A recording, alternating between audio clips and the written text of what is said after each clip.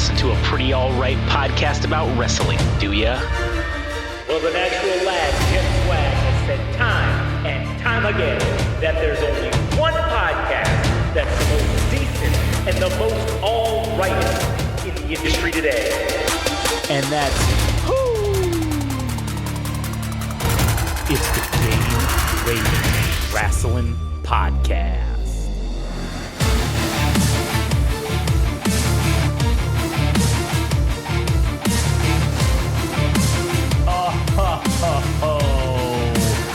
Yes, we are back for another pretty all right and most decent podcast episode. Most decent, brother. I'm Josh, here today with Adam. Indeed. And this is the Game Rage Wrestling Podcast. Today we're going to talk about SummerSlam. SummerSlam. The Scott Steiner Slam. The Steiner Slam, yeah. Well, before we get into that, if you want to hear us talk about other things that aren't wrestling related, you can go to GameRageMagazine.com where we have tons of other podcasts. I would dare say we have hundreds of other podcast episodes for you, literally numbering in the hundreds for you to listen to. And if you want to follow us on social media, you can go to @GameRageMagazine on Instagram and TikTok, @GameRageMag on Twitter/X. YouTube has everything. If you're lazy and you don't want to go to a website, just go to YouTube and type in Game Rage Magazine, and everything we've done is up there. So For free, by the way. That's true. We don't ask for any money. It's all for free because we're just that fucking nice. Nah. If you want to follow Adam, you can follow All Gas No Trash Official on Instagram, and you should also go listen to the All Gas No Trash podcast, which is conveniently located at all the places I just talked about. Anyways, now on to the topic at hand, SummerSlam. Wow, I have to say, I fucking hate Cody Rhodes even more. I agree. I also hate Damian Priest even more. No, that one I can't agree with you on. I guess I should say I don't hate him, but I'm glad. If you haven't seen SummerSlam, spoiler alert. No. We hold that for later. Okay, all right. The outcome for later. We'll hold the outcome for later. Yeah. But I will say the match was what you would expect of two 6'8", however tall these assholes are, two giant, large dudes. Yes. Wrestling. Now, it is unfortunate that Gunther is a bigger guy also, so doing some of those moves is difficult. And when you're sweaty, listen, I get it. Shit happens. But this match was better than the Seth Rollins garbage match at the previous pay-per-view. Yeah, so we going in order? Yeah, we'll go in order of what happened. So to start us off, I will say it was cool to see that little flyby at the beginning that they did when they did the fucking opening number, I guess, with Jelly Roll. I didn't see it. Oh, you didn't watch that? No, in fact, just to give a quick recap of yesterday. Okay. I ended up missing a third of SummerSlam itself. I didn't see the Liv Morgan thing until after the fact. Okay. So my match, the match that I saw start off first was actually, let's see, I think it was actually Logan Paul and LA Knight. Shit, that was like halfway through. I feel like. That was the start of the second third of it, I think. Or maybe. I think that was the start of the last third of it. There was three, because it was what? It was Liv Morgan. It was Liv Morgan, then it was the IC title. Right. And then it was the third match. Okay, so that was like the final. What was there? Was there 6 matches or 7? 4, 5, 6. There were 7 matches. That was quite a sizable number of matches for SummerSlam. For a pay-per-view, yeah, because normally they've been popping us with like 4, maybe 5. Now we got 7. So 7's too much.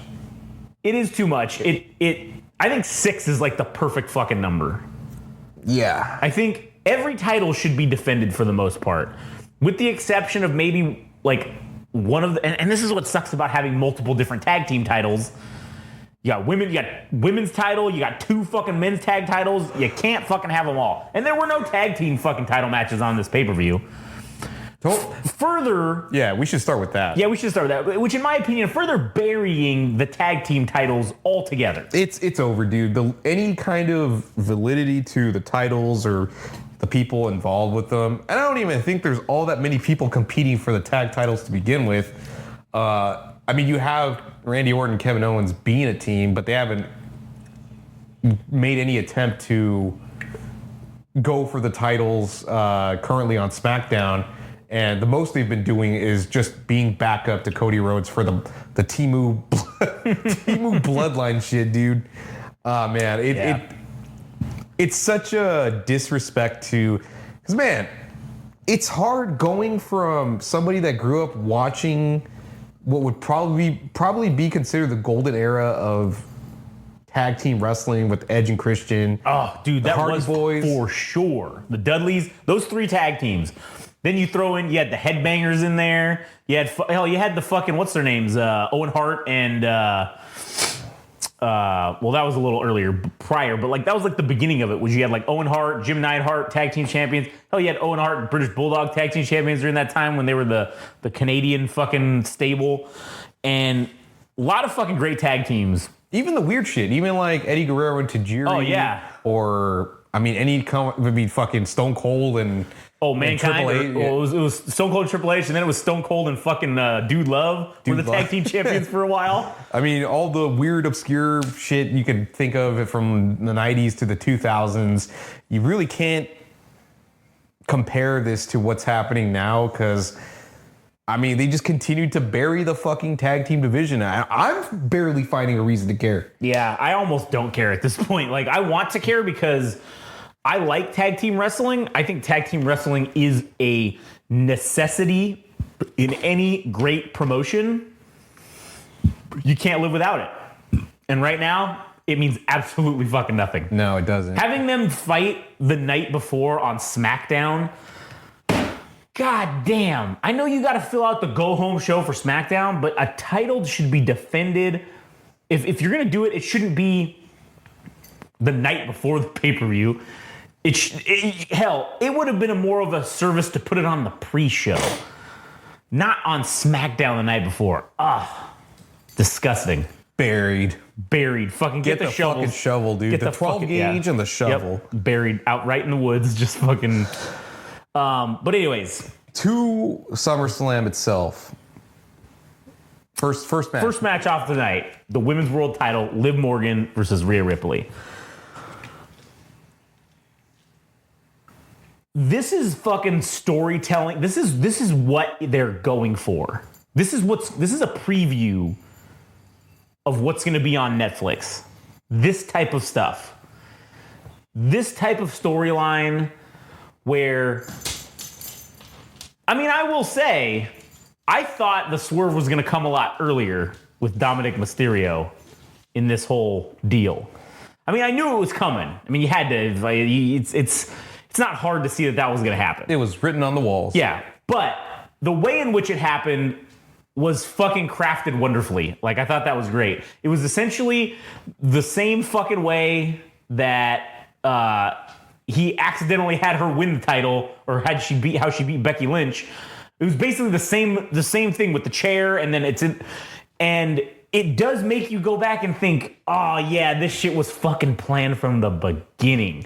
Like, when Rhea Ripley first went out, this was how it was planned to be. Like, them two had this fucking plan from the beginning. Go ahead. I really don't think there was any other way this could have gone, because how else are you going to sell Liv Morgan as a legitimate champion or illegitimate champion other than by proxy of Dominic Mysterio? In order for this to be carried out long enough and for Rhea to have this rivalry extended for a number of months, hopefully, this is kind of the way to go, because realistically, you don't see Rhea Ripley losing to somebody like Liv Morgan, like legit, in any fashion whatsoever, other than stupid bullshit antics, which basically happened in the match. Yeah, not not my favorite way to start off a match with running off the mat and this cat and mouse game. That's not how I wanted to see the start of SummerSlam. And also, I don't think Cleveland was the place to do it, man. It just did not. It did not feel like a SummerSlam. It didn't have that aura or that hype to it. Yeah. If it was Miami or if it was California or maybe even New York, I think those are kind of the landmark places you kind of want to do it, because Cleveland was not fucking it. No, and also I do have to say, outside of WrestleMania, I've come to accept the stadium outdoor bowl thing as what WrestleMania is from now on. I've sort of accepted that. I don't like any other pay-per-view that's in one of those bowl fucking stadiums. Like that fucking Cleveland Stadium, I hated that. I thought that was the stupidest fucking thing. I feel like SummerSlam needs to be in a fucking indoor arena. That's just, it's got to be like that. It's a regular pay-per-view, but like on crack. And maybe it would have been better if it was out here in like LA in the outdoor. If it was like at the Rams Stadium or whatever, SoFi or whatever it's called, that might have felt better because it's got that summer feel. Because like here it's dark until fucking like 7:30, or it doesn't get dark till like 7:30, and it's warm and it's hot. Whereas in Cleveland, I mean, sure, maybe it's not like cold right now, but I mean, I felt like it got dark kind of early, like earlier, because they started later. Like, you know what I'm saying? Because you have to do it at a certain time or whatever. So it's like at whatever. So also, there isn't a whole lot to look, because they have the B shots of flyovers of Cleveland itself. There's like nothing to look at. There's fuck all to look at. Yeah, you got this shitty river, and then you got fucking the town. You got the fucking couple skyscrapers, and that's all we kept getting B shots of. Yeah, and I was just like, this is just it's the Cleveland Browns, and it just did not work for me. SummerSlam, I hope never fucking returns. The one place I think that if they were going to do it in the Midwest, it'd probably be in Lucas Oil Stadium, which I think is the Indianapolis Colts Stadium. Like that's somewhere I think you could do it. But also like it did not look filled, and also there was actually not the camera side, but the other side of the stadium had blacked out seats, meaning that it wasn't sold out. Right. I mean, they set a SummerSlam attendance record of 56,000 people or whatever the fuck he said. Fucking ass. They definitely weren't all there. I mean, they may have sold 56,000 tickets, but there wasn't 56,000 people that showed up to this fucking thing. I definitely don't see that. I also didn't feel as though the crowd was as into it as I would have thought.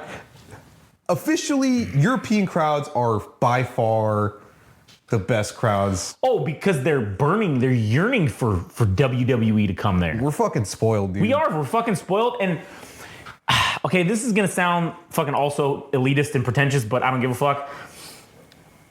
The Hawk Tuah girl was there at SummerSlam. Ugh. I don't think the Hawk Tuah girl has ever watched wrestling before, but then, she's like on camera, they got her, and she's like, I guess I'm into women's wrestling now after watching the Liv Morgan and Rhea Ripley match. Bitch, the only reason you're there is because you're a meme on the internet. Like, we don't need to see you. Nobody cares what you think about wrestling. Like, go fuck yourself, all right?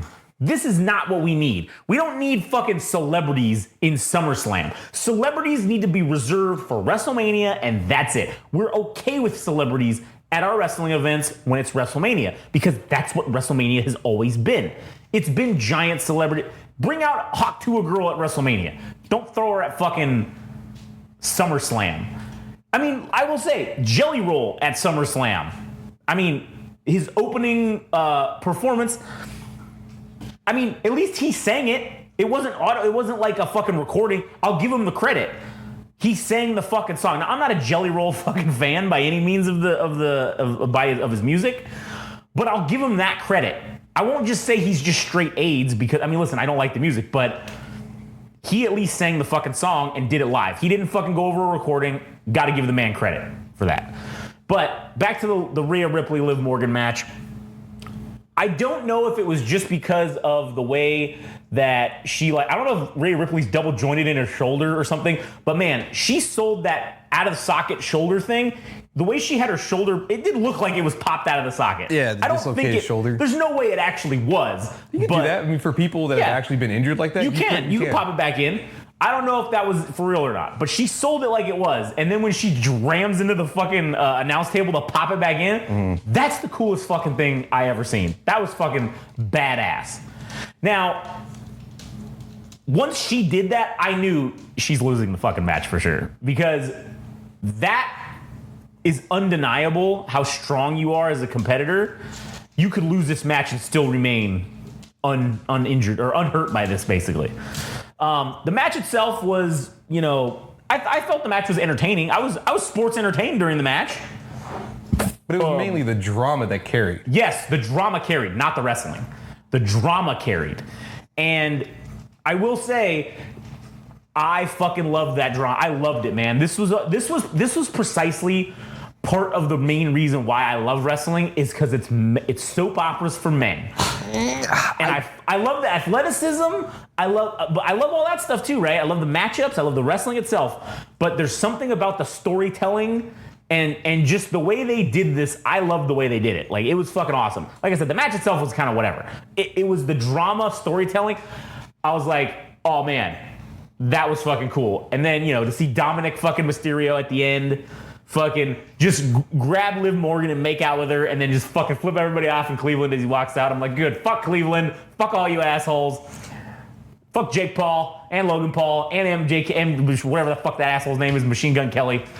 Fucking shitbag. Anyway, sorry. I'm getting ahead of myself. But anyways, what did you think of the match itself? I don't remember a whole lot of it, to be honest. I think the main spots obviously were, yes, the shoulder popping,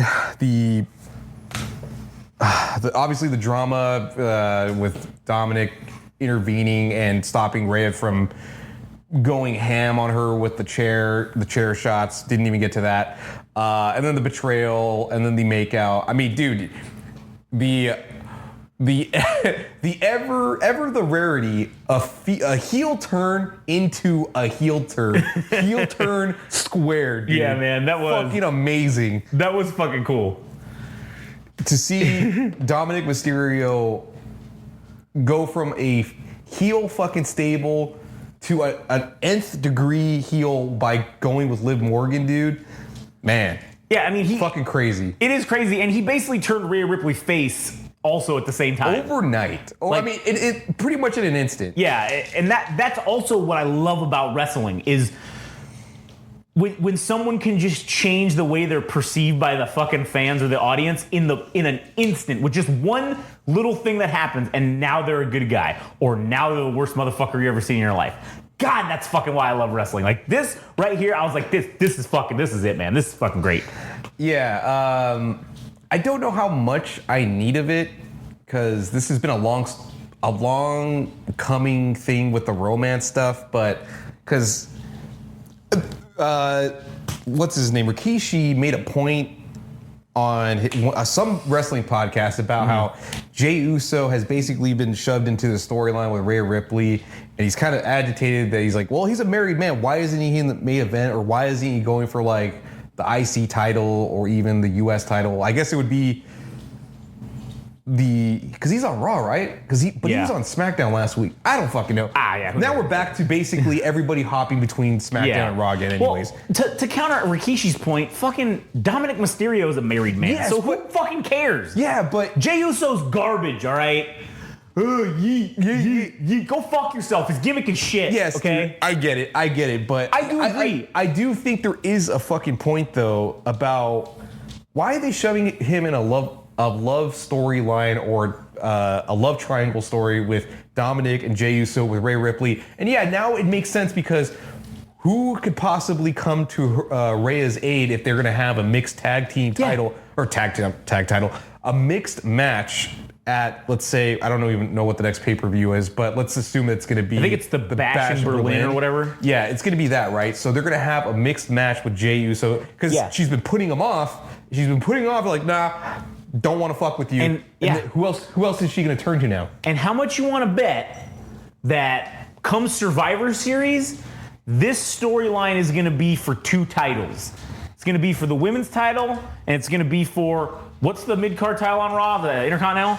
Yes. That somehow somehow Jey Uso is going to get the IC title in the mix of this, and then that's what it's going to turn into. It's going to turn into a title for title mixed tag match. Whichever tag team wins gets both the belts.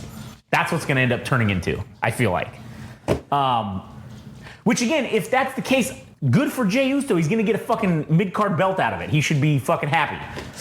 Yeah. As far as the match itself, if I had to rate it, number 5 out of 10. Yeah, I agree. It was just kind of mid. It was the definition of a mid wrestling match in terms of the wrestling. Yeah, I think the hard part for somebody like, well, I guess for the sake of argument, Rhea Ripley is like the equivalent of China for this current generation, right?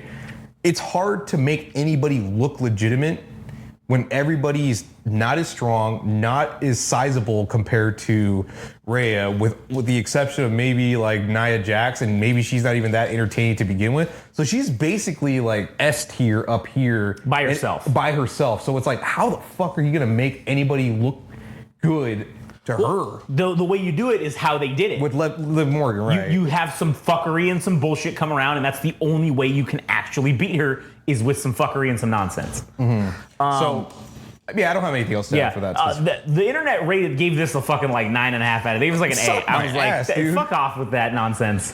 Then the next match that we had was the Intercontinental match. The blink and you'll miss it match? Yeah. I have to say, I am glad that Braun Breaker got the strap. The match, I don't know. The match was like, it was pretty good. It was good. It never felt like it got going. Yeah, it just was. It for what it was, I guess it was meant. I felt like it was kind of meant to be the slowdown, kind of, okay, we just had this crazy nonsense drama happen, so now this is the slowdown, kind of let the audience rest for a minute. But then it just went, and then I was like, oh shit, it's already won? Oh fuck, okay, that's cool, but all right. Yeah, I mean, I felt like the only thing that I thought Sami Zayn got off on, as far as like his offense goes, is he did an exploder in the corner. And he was trying to set himself for like a hell of a kick. Yeah. And then Braun Breaker countered with, well, it was just spear after spear after spear. And as far as the outcome goes, yeah, shit. Do I think Braun Breaker should be in the IC title picture? Yes, but I kind of wanted him to have, I think, a number of rivalries spread out through the year in order for him to be like, I annihilated everybody here. I deserve a fucking IC title chance or opportunity. 2025 would be the start of it. Yeah. But they already got to that. And then on top of that, the other problem I have is that I knew Sami Zayn was going to be a transitional champion. We're only like 4 months removed from WrestleMania, and Sami Zayn beat Gunther's title reign, whatever number of days, 666 days or whatever amount of time it was. And then 4 months later, we already have Braun Breaker taking it over. It's like, what the fuck? Yeah, I think that their positioning, I think they did it too early. I think maybe this should have been done at Survivor Series. But I think that they're positioning Braun Breaker to be in a position when they go to Raw, when they go to Netflix, they want to have a long-standing reign. Like, I think they want to have some guy who's been champion for like 6 months almost, and then when he gets, I think they're going to let him just become unhinged. That's what I feel like is the need of, because right now we're like on the cusp of a greatness era coming right here. I feel it.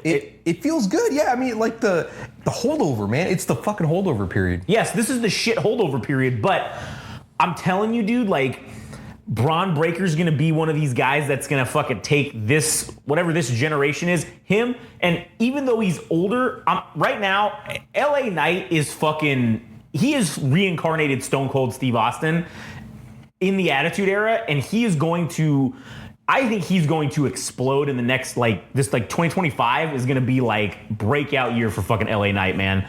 Like, but we'll get to that. We'll get to that, yeah. Braun Breaker, though, I think he's going to benefit from this Netflix stuff because he's gonna get his character right now. He's kind of like the Sting in WCW when he was like all the flashy colors and he had the fucking like the Ultimate Warrior face paint bullshit, right? That's kind of how he was presented a little bit. I hate this fucking get up.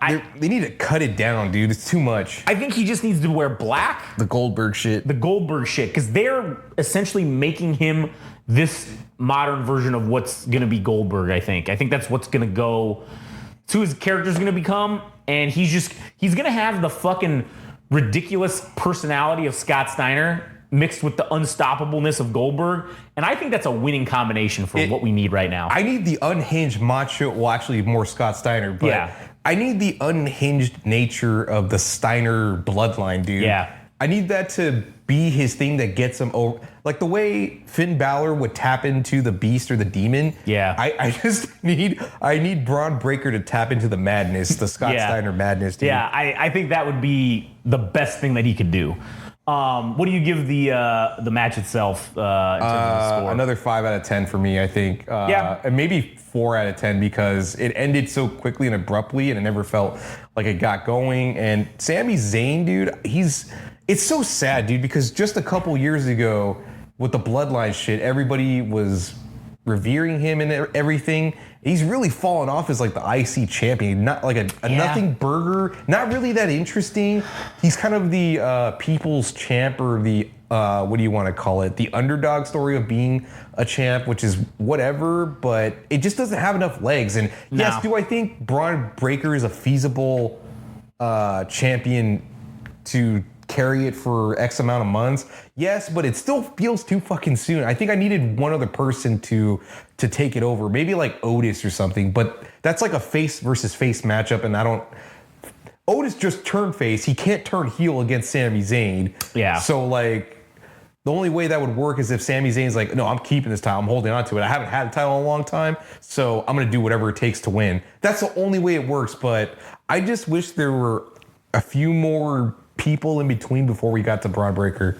Yeah, I think that is the mistake that they made here, but I'm willing to give it the benefit of the doubt and see where it goes from here. Right. So, yeah, I agree. 4.5, 5 out of 10. Now we go on to the United States Championship, Logan Paul versus LA Knight. Again, you have to give credit to Logan Paul. Yes. You cannot fucking deny that he basically, granted, he did pay his way into essentially being a fucking superstar with the WWE. But I will give him the credit that he took that shit seriously and he actually learned how to wrestle and he actually is athletic. True. So, and I mean, he's a very good heel. He's very good at being an asshole and it works out perfectly. It is interesting that Logan Paul made comments about that Algerian Olympic. He made comments about the boxer? Yes, and deleted his tweet about it. He said basically that it's so sad that someone we just watched a man beat a woman or some shit, and then he said how this madness needs to end or something like that, right? That's stupid. It is stupid, but here's the thing. Logan Paul can say whatever the fuck he wants, right? But if you want to be United States champion or you want to be someone in WWE, you have a master now. You can't just say whatever the fuck you want anymore. And the circulation was that because of the immediacy with which he deleted the tweet, someone told him, hey man, you need to stop this. And apparently it was too late. It was out there. Damage done. We got to take the strap off of you now. So that's the reason supposedly why they decided to act, because I guess he originally supposedly wasn't supposed to lose. He was in his hometown of Cleveland. He's the prime fucking guy his company is the main sponsor in the ring. You're gonna let this guy fucking keep the belt in Cleveland and maybe make him lose it somewhere else. I feel like there was some sort of a potential. I could see now that the WWE is owned by someone else, them saying, hey, all right, we got to dial this back a little bit. I could see that. I could see that happening. I'm just saying, just like how I called the Fanatics fucking deal. Yes, okay. I'm saying the corporatocracy here, I can see this being true. I have no evidence or I have no indication other than internet speculation and rumors, but the timing is very convenient and it makes sense if you look at it logically. Yeah, I think making that type of comment is problematic, whatever. That you made your bed, you lie in it. Sure. But I don't think that's enough to pull a strap off. And also, I agree. More than anything, the thing that has the most weight to me of why LA Knight won the title is because I feel if anything significant were to happen as far as title changes or just anything storyline related, it's going to happen at the Big Four. Right. And yes, maybe you sprinkle that somewhere in between some of the smaller PLEs or whatever, but it mainly happens at the Big Four. So the timing felt right. He wasn't defending. He's only had 3 title defenses as U.S. champion. So yeah, I would rather have the strap go on LA Knight, who's somebody that's probably going to be the working man's champ, who's probably going to defend it, every 2 weeks. Yeah, every couple weeks. Every couple weeks. Every month for sure on the pay-per-view, and it'll probably be twice a month. It'll be once on SmackDown and once on a PLE. So it just felt right. It felt right that he took the title off of Logan Paul. So in my eyes, I thought it was the appropriate decision and not so much what was actually said about.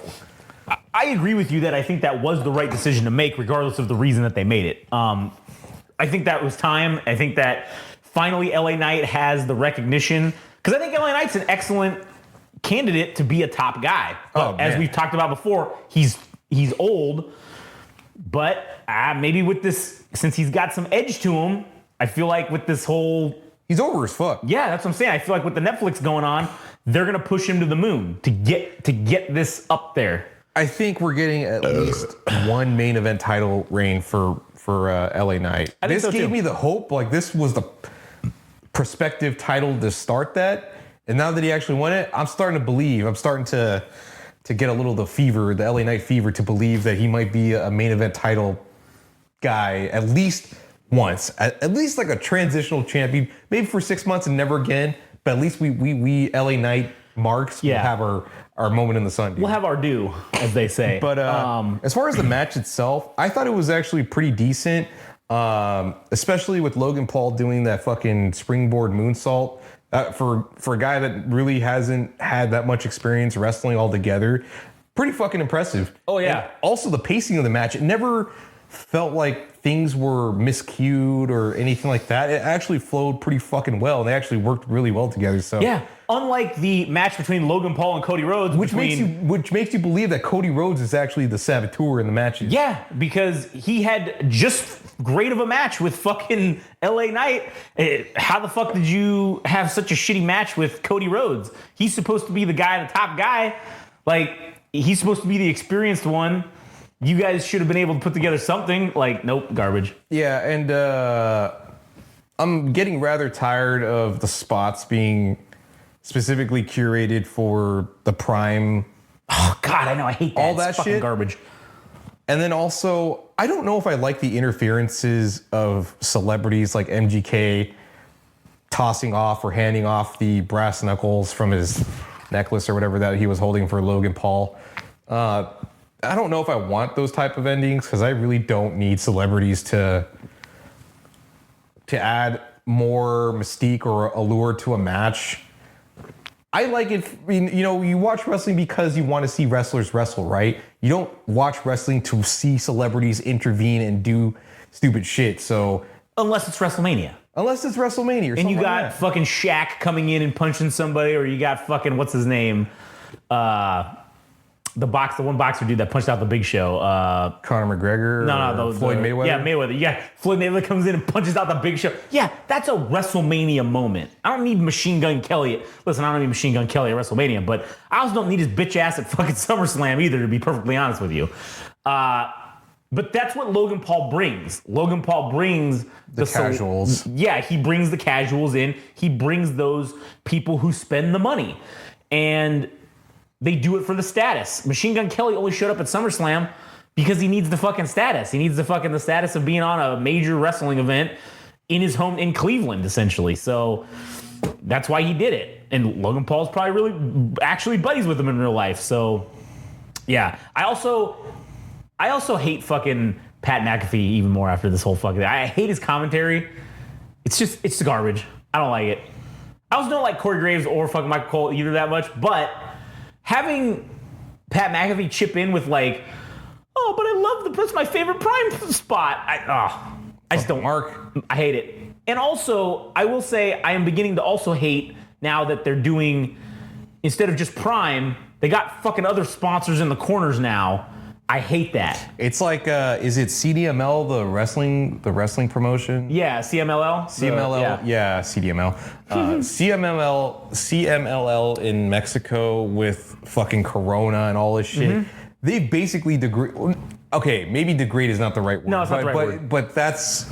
They saw the writing on the wall and they're like, oh, we're going to do that. And sports has done that in general all across the board. Right. Fuck, man, I want my ring pristine, goddammit. Yeah, and listen, CMLL needs to make money on fucking advertisements in the ring because they're not a $1 billion corporation like the WWE is. Mm-hmm. You don't need to do this. You don't need to fucking do it. I need the inverse of that. Okay, if you're going to do that so that you have to make money or whatever off of ads and shit, do it on Raw and SmackDown. Don't fucking do it on the pay-per-views. Yeah. And if you're going to do it on the pay-per-view, there's going to be a good goddamn reason, because this fucking entrance stage, the entrance itself for SummerSlam with the menial little fucking, the lights and all that shit, it looked like the 80s, dude. It looked like they just set up a little fucking LED monitor or the fucking stage, but it's scaled back so much, and I've said it 1,000 times before,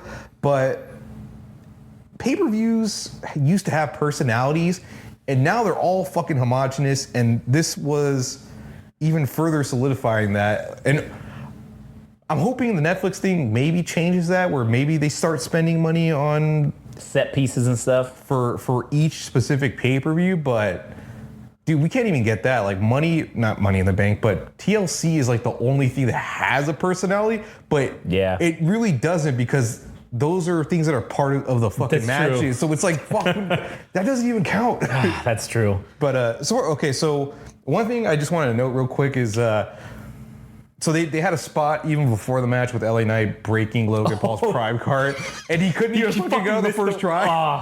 I was ass. I was like, God damn it. But I will say this. It is that shitty safety plexiglass. Yeah. So you do have to hit it just right. When I saw him at an angle, I was like, he's going to bounce right off because he's at the wrong angle. Why not a rock or something? Like, that's true. Why a fucking giant pole? It was like a javelin, dude. I got to say, this match actually banged pretty hard. I wouldn't say it was my favorite match, but number 2 for sure. It won me over for sure. And the fact that LA Knight won it was even better. It was a plus for me. Oh yeah. I hate to be an asshole, but this match that follows it with Nia Jax and Bayley, for me personally, is not even worth mentioning. I just want to straight out skip it. So if you want to summarize it in one word, statement. Do you want to know what I was going to say? What? I didn't even watch it. I went straight to the next one. I went straight to the next one. As soon as I saw Bayley, don't care. Nope.com. And I took the little slider and I moved, because I watched it on my iPad in the garage. And I fucking took the little slider and I moved it over until I saw that it was over. And I was like, cool. Until I saw, what's his name? Fucking bitch ass Seth Rollins come out. I was like, okay, all right. This is done. So essentially, Nia Jax won the title. That's it. I don't know how. It doesn't matter. The match, I'm sure, was garbage. It was not good. It was. The worst part is Nia Jax, who's the queen of the ring, right? You remember that whole elaborate fucking crown that she got? Yeah. She didn't even fucking get to wear that. What was the point of it then? She looked like she was wearing an aluminum foil fucking. It was a weird fucking crown that she had walking into the ring. I'm like, why didn't they just give her the fucking crown that she wore, that she won to begin with, into the ring? Yeah. I don't know, man. I don't know either. Very confusing decisions being made. Bayley versus Nia Jax, forgettable. Who cares about the results? Yeah, who cares? Then we have CM Punk versus Drew McIntyre with Seth Rollins as the special guest referee. Fuck. You want to start off with this one, or? Okay. Also, the thing that they introduced in the new introduction that we got in this match, which I forgot to talk about earlier, was the referee camera that they wear on their ear now, which is very strange. I don't know if I like it. It didn't work. I don't think it did, especially when it keeps getting knocked around, and then like if they're like I don't really, and it's kind of that weird fisheye lens too. I don't know why they just didn't have the camera on just the outer rim, like just outside the lens. Why not have it right there? Because it ended up cutting off, like a portion of it was cutting off the line of sight or like the depth of field. It was weird. It was very weird. Seth Rollins coming out in this fucking ridiculous referee getup. I will say that referee shirt was fucking awesome. I was like, oh, this as soon as I already knew this match was gonna be great. As soon as Seth Rollins comes out and he takes off his shirt and he shows his fucking bedazzled fucking referee shirt, I was like, this match is gonna fucking slap. I can feel it right now. And obviously McIntyre comes out, CM Punk comes out, and man, starting off, Seth Rollins trying to assert his authority and then both basically telling him to fuck off was pretty awesome. Yeah. Okay, keep going. You got the double 5 counts, and he's like, listen, this is my ring. I decide what happens. And they're just like, man, fuck off. And then him deciding, you know what? I'm actually just going to fucking not even really enforce the rules at all now. Fuck you guys both. Turn my back when you guys are beating each other with chairs or fucking throwing them through tables. And, dude, that move where Drew McIntyre does that lariat, like, whiplash thing up into the fucking ring part. The ring God frame. Damn. I was like, that was cool. That was a great use of the fucking ring as a prop itself, as a weapon. God damn. I thought that was fucking great. The one thing that was very shitty, the shitty thing that I observed during this match was when CM Punk tried to do that top rope fucking elbow. And I don't know if it was just the camera angle was weird, but it looked like he landed on his feet and then fucking dropped down. I was like, the fuck was that? Come on. But I was willing to overlook it because the rest of the match was fucking pretty awesome. But anyways, what do you got on? I don't know if I was as high on it. I think it was feasible. I think it was like a 6 out of 7 for me. Yeah. There were times where I thought CM Punk was getting winded or not quite in ring shape, and it looked.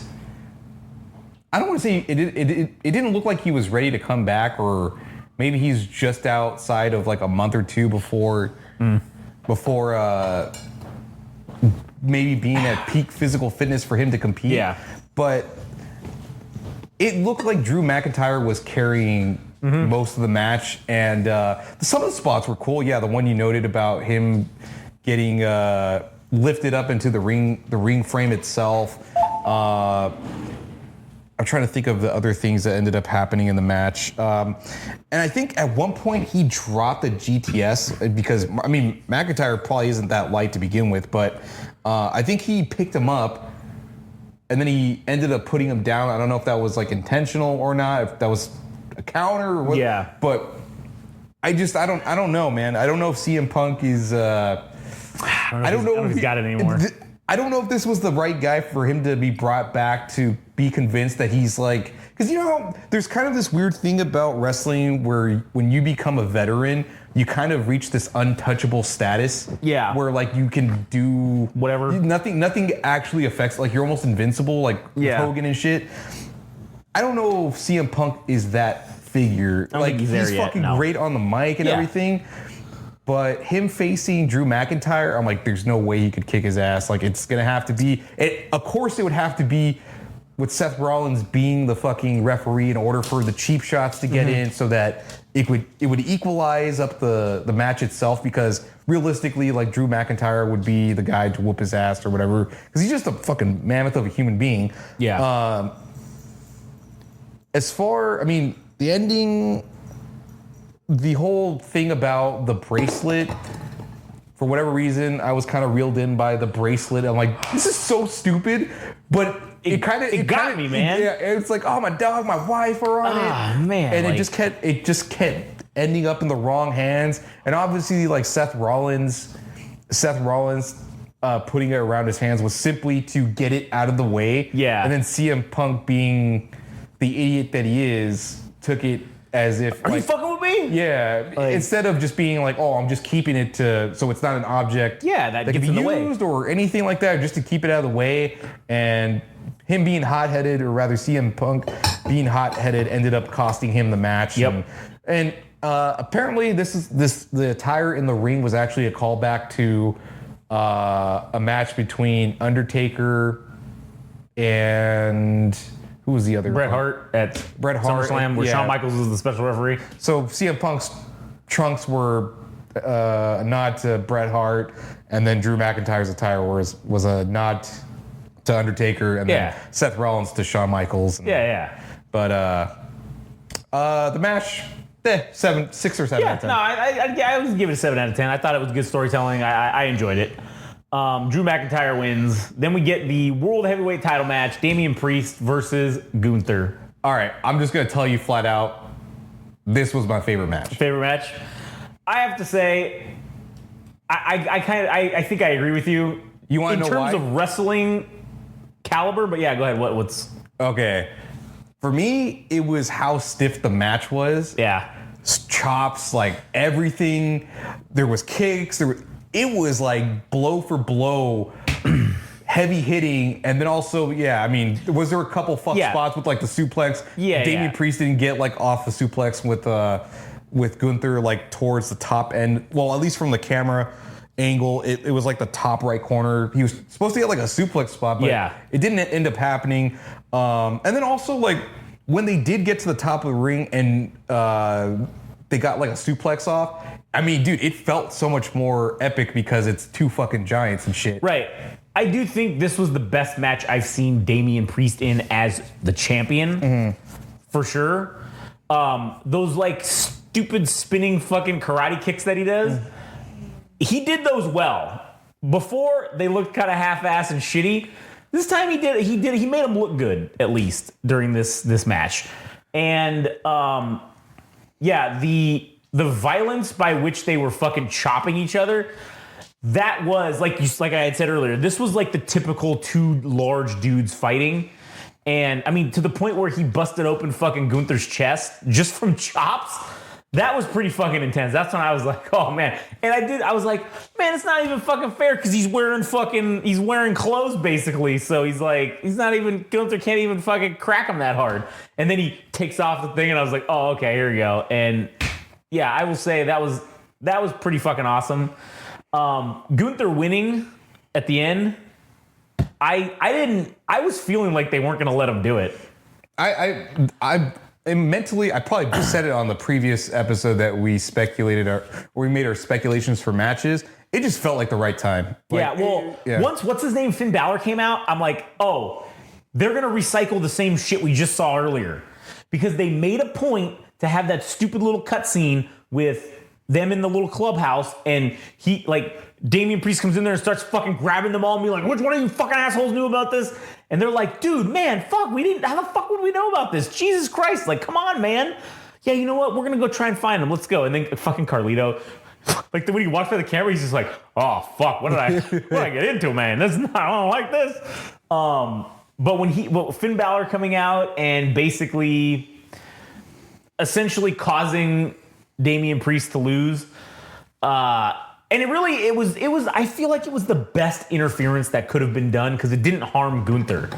All he did was just fucking put his leg up on the thing, which he could have kicked out anyways. Who knows? And he was right. I mean, he was technically under the rope when that happened, which automatically that counts as a rope break. Yeah, I mean, that was one spot, I guess, that was, a flaw in the match itself, is that they rolled themselves towards the end of the mat, towards where Finn Balor was, and it didn't look smooth, or it didn't look intentional. Right, yeah. It just looked like it broke my disbelief, I guess you could say. Yeah. So, I don't know. I guess we'll just have to see. I did like Damian Priest fucking ready to choke out fucking Finn Balor when he saw the betrayal. He's just like, fucking grabs him. Yeah, that was pretty sweet.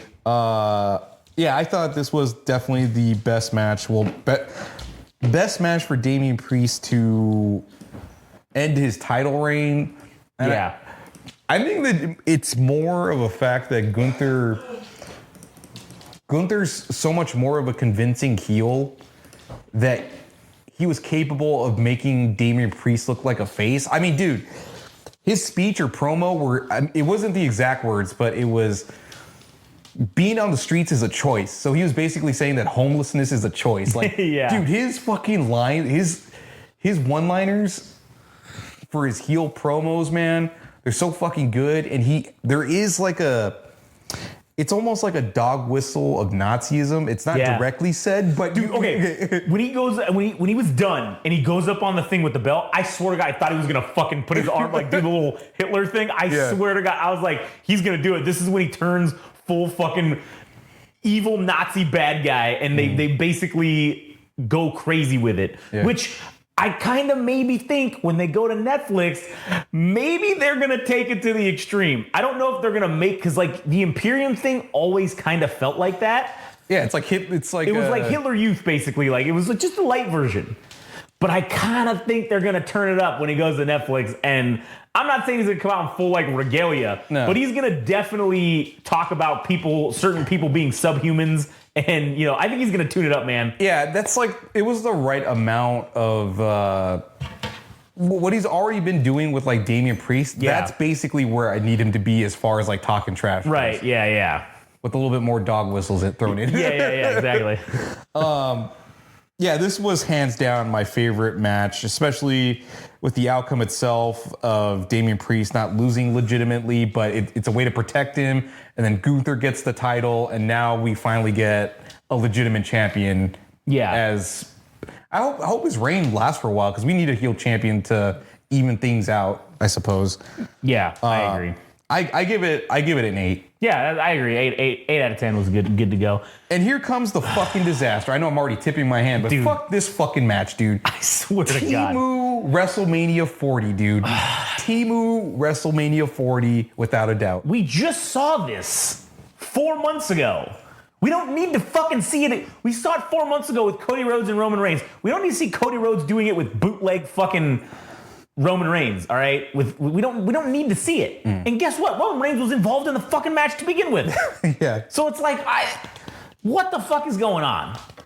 This was a complete and utter waste of time. And also, it was bad. I will also say, just real quick, Cody Rhodes being a playable character in Modern Warfare might be the stupidest fucking thing I've ever seen. When he does the fucking Cody, whatever the fuck that's called, that flip over stupid finishing move that he does, that he always fucks up. In the game, the animation, it even looks like he fucks it up in the animation in the game. So I'm like, this is disgusting. Oh man, you know how this match was gonna end up being a shit match? How? When the very fucking beginning thing was they were squaring up. And I think Solo Sikoa was facing north in the camera, and you see like Cody running the ropes, or maybe it was the inverse. But there was one of them was running the ropes, and the other one wasn't paying attention, and then he backs off. I think it was Cody. He ends up backing off, and then he waits for Solo Sikoa to turn around. I'm like, this is all. Fuck me, dude. Yeah. Fuck me. This is already ass. Like, God damn it, Cody Rhodes sucks. Terrible. I'm sorry. Great dude. I'm sure he's a great person. We saw him stay after and fucking sign all these autographs. I don't give a fuck. That doesn't add anything to the match itself. No, it doesn't. And he might be a great person. So all you assholes that want to say we're pieces of shit for fucking hating Cody Rhodes. He might be a great dude, but that has, like Adam said, that has nothing to do with the fucking match itself and how he can't fucking wrestle for shit. And then what ended up happening? We ended up basically seeing what we just saw at the last pay-per-view with the triple tag team, 6-man fucking tag match or whatever. Because who all comes out? Of course, the Bloodline comes out. And then we get Randy Orton. We get fucking Kevin Owens. All these assholes just came out again. And what happened? Cody Rhodes only had to basically wrestle 1/3 of this fucking match. Him and Solo Sikoa only wrestled like 1/3 of the match. Because the other 2/3 of the match was the Bloodline doing all the work, and then Kevin Owens and Randy Orton. And then they might have even wrestled less than 1/3. Because hell, Roman Reigns came back and wrestled 1/3 of the fucking match, basically. Man, okay. And I will say, Roman Reigns coming back and him that was cool for Roman Reigns. No. To come out It was like too that. soon. Too soon, you think? I think we needed Survivor Series to be the thing. The thing when he showed back up? Yeah. You might be right about that. I might have to agree with you. 4 months? 4 months, It dude? did seem like it wasn't that long. I mean, the really pop, think about it. the pop was crazy or whatever. It was ridiculous. I mean, the reaction obviously was well received, but I don't fucking need this right now. I think Roman Reigns, you get it to boiling point where people are basically going to stab each other if Roman Reigns doesn't come out. Yeah. And I think the right amount of time would basically be towards the end of the year. Yeah. Sometime around the end of the year. Hell, But, maybe you make that one of the first things that happens on Netflix. and I posit you this inverse Samoan law. Inverse Samoan law. It is very much like the inverse ninja law, where if there are numerous amounts Of Samoans? of ninjas, well, in this case, Samoans. numerous amounts of Samoans are all equally worthless, with the exception of Jacob Fatu. Well, actually, he ended up becoming worthless because he injured his foot or his ankle. Yeah, and he was actually supposed to take the spear.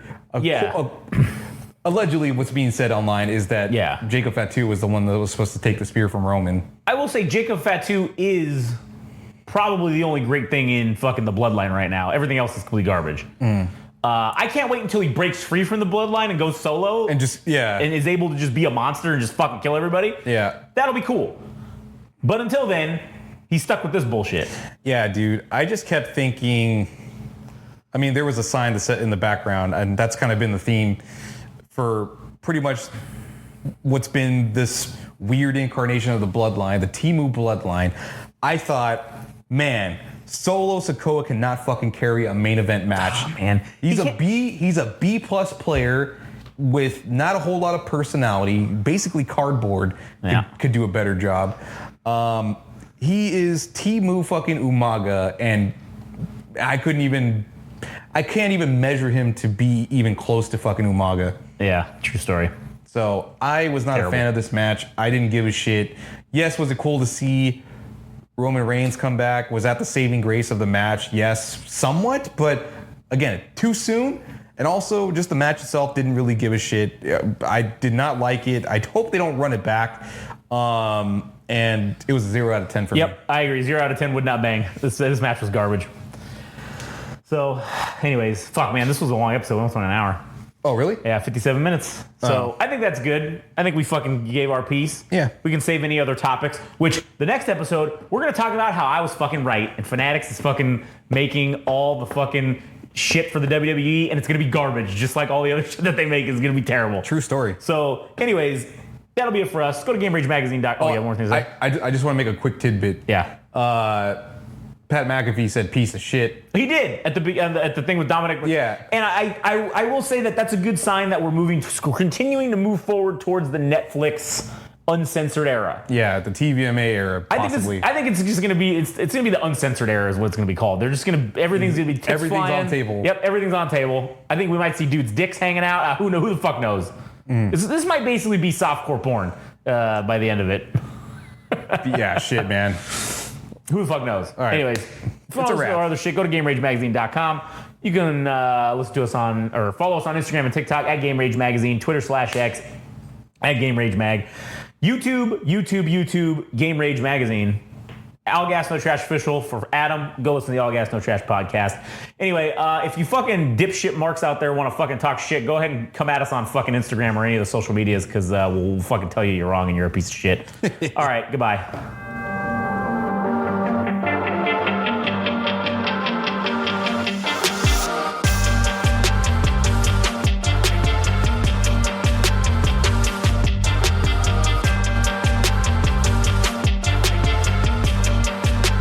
That was another wonderful, amazing, powerful episode of the Game Rage Wrestling Podcast. And take it from me, ladies and gentlemen, the natural lad, Jet Swag.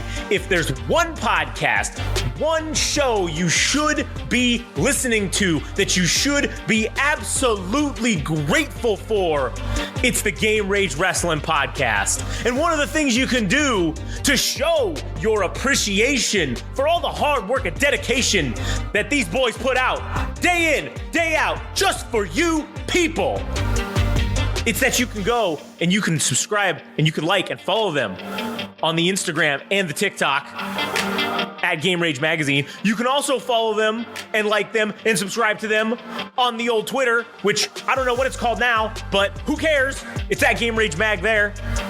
Additionally, if you feel the need to really show your appreciation, which you should, then go to their website at www.GameRageMagazine.com and show us some love. Show them some love. And show some love for the natural lad, Jet Swag.